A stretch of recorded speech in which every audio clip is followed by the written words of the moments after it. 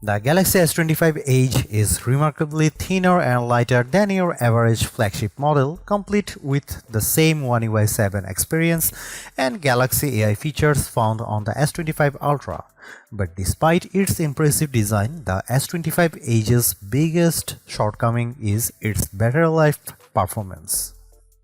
Apart from foldable phones, the designs of today's best phones haven't really changed all that much over the last decade I have been reviewing them. Each iteration has continually produced bigger phones, which seems to satisfy the appetite of what people crave. Samsung's taking a slightly different approach with the Galaxy S25 Edge, and I'm still not sure it's the right strategy. Although the S25 Edge looks very much like any other ordinary slate from the front and back, Samsung's focusing on its thin construction as a big selling point, all while including similar hardware as the S25 Ultra and other flagship models. But at the same time, the $1,099 starting cost of the Galaxy S25 Edge, which makes me wonder if the cost is really worth it, especially when the Galaxy S25 Ultra isn't too far off at $1,299. There is also the Galaxy S25 Plus to consider at $999, which offers nearly the same exact hardware. Samsung certainly does make it hard on me to decide if the Galaxy S25 Edge is worth its cost. A phone this sleek is an engineering marvel on its own and surely deserves a premium cost attached to it, but there are trade-offs that I'll go into detail in the other categories.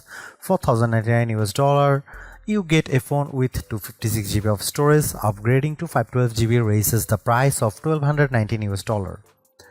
There are three color options to choose from: titanium silver, titanium jet black, and titanium icy blue. There's a part of me that wishes for a couple of extra choices, especially considering how a phone of this caliber begs to be naked to show off its best asset. Samsung does make an ultra thin case that doesn't add a whole lot of bulk, but it would be nice just to have a couple of extra colors to choose from. The Galaxy S25 Edge is now available globally with up to $630 off in savings with a qualifying trade-in. I am not entirely blown away by this design, but Samsung still deserves some credit on how the Galaxy S25 Edge is significantly thinner and lighter than any phone on the market right now. It's hard to appreciate the Edge's 5.8mm frame unless I put it side by side against a S25 Ultra or iPhone 16 Pro Max. Despite this engineering achievement, there's a part of me that wishes the S25 Edge were thinner. I know it may seem like I am picky, but I just don't get the sense that its thin construction rivals that of the original Motorola Razr from 2004, or how the iPod Nano showed a tremendous size difference compared to the standard iPod. I just don't have the same impression with the Galaxy S25 Edge over other phones today. The underrated part about the S25 Edge's design relates to its lightweight feel, which I think is much more impressive than its thinness. Tipping the scales at 5.75 ounces, it's much more palpable in my opinion, especially when the Galaxy S25 Ultra weighs in at 7.69 ounces. There's almost a 29% weight difference between the two, which is pretty remarkable. However, the Edge is only 15% lighter and 22% thinner than the Galaxy S25 Plus. For a phone this thin and light, I have to admit the Galaxy S25 Edge still manages to feel incredibly solid, which is attributed to its titanium frame and Gorilla Glass ceramic 2 covering its display. Whenever devices get shrunken in size, they can sometimes feel fragile, but not this. It also helps this model features the same IP68 rating as the Galaxy S25 Ultra. After I reviewed the Motorola Razr Ultra 2025, I am less convinced by the Galaxy S25 Edge's design because Motorola's device is almost the same size, weight, and thinness, but it's a foldable phone. The specs show that the Galaxy S25 Edge beats the Razr Ultra, but they are a lot similar in reality. And this is exactly why I am not as enthralled by S25 Edge design. One reason why the Galaxy S25 Edge draws a lot of comparison to the S25 Plus is that it features a similar 6.7-inch AMOLED display with QHD Plus resolution.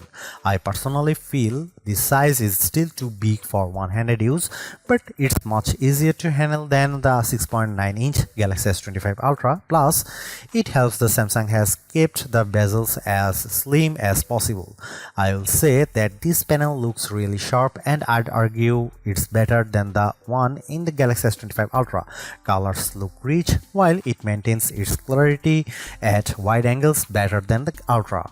But what's even more impressive is how the Galaxy S25 Edge sports a much brighter panel reaching a peak brightness of 1997 nits, which is a smidge brighter than the S25 Ultra. Apart from that, it's worth mentioning that the Galaxy S25 Edge features an adaptive 120Hz refresh rate that makes animations and scrolling with the interface so buttery smooth. All in all, it's a superb display that's perfect for me to squeeze in a TV show or movie. The first compromise the Galaxy S25 Edge makes to reach its thinner construction is the sacrifice to its camera arsenal.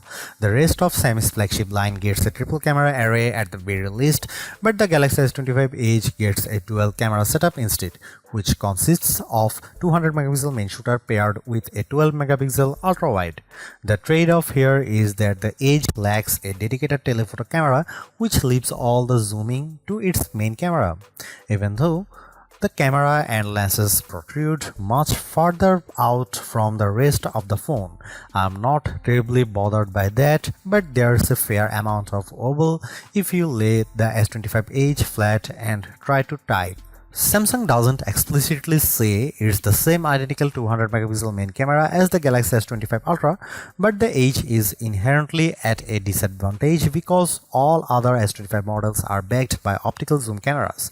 Around the front, there's a 12 megapixel selfie camera with a pinhole cutout for it. Here are some camera samples of the Samsung Galaxy S25 Edge.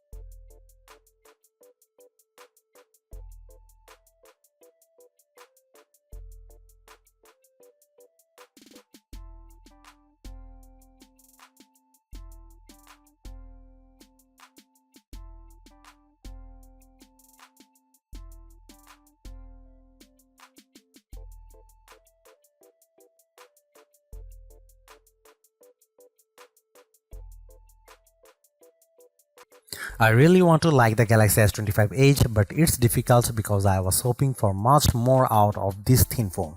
First and foremost, the biggest trade-off in making me a phone this thin and light is that the battery life is compromised in a big way. I wouldn't be as critical about that if the charging speed were faster, but it isn't. The Edge's build construction serves as a precedent for all phones going forward, but it does pose a conundrum in the sense of how much value it offers by doing this.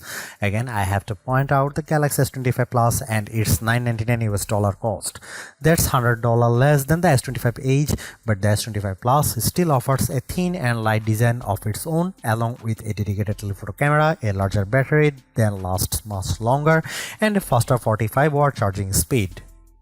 At the same time, I have to include flip-style phones like the Motorola Razr Ultra 2025 into the conversation because it too has a thin design. Sure, it's more expensive at $1,299, but it has double the storage capacity, longer battery life, and a distinct advantage of being a foldable phone. For me, it offers more utility than the Galaxy S25 Edge thanks to its foldable design and outer screen.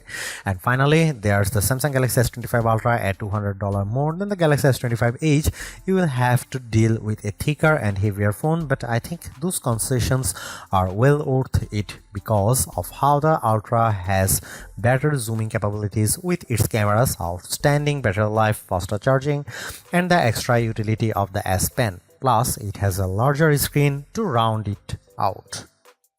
I think I would be more impressed in the Galaxy S25 Edge if Samsung made it even thinner while also shrinking down the size of the phone, but still packing the same chipset and cameras. Samsung's lineup is already dominated by several phones with a 6-inch displays, but it would have been different if there was another small phone option.